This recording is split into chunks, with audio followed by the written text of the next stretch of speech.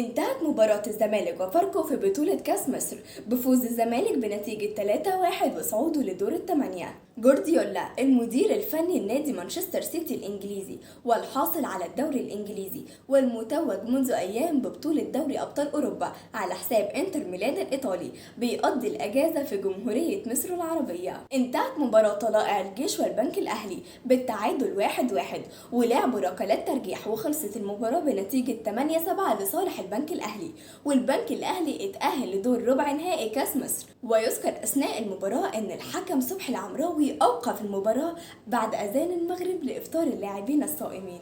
اللجنة المعينة لنادي الإسماعيلي أعلنت رحيلها في بيان رسمي، ويذكر أن الإسماعيلي فاضل له 4 مباريات في الدوري ومحتاج أن هو على الأقل يفوز في مباراة واحدة لبقائه في الدوري.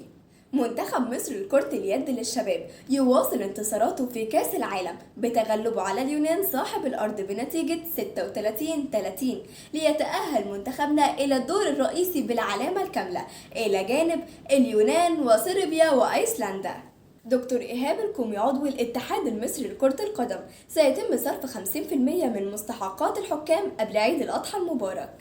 الوداد المغربي فاز على المغرب الفاسي 2-0 ولكن لم يتوج ببطولة الدوري، ويتوج بلقب الدوري المغربي الجيش الملكي بعد غياب أكثر من 15 سنة بعد فوزه على اتحاد طنجة بنتيجة 3-2. النادي الأهلي يستعد لمواجهة منتخب السويس في مباراة مؤجلة من بطولة كأس مصر يوم الأحد المقبل.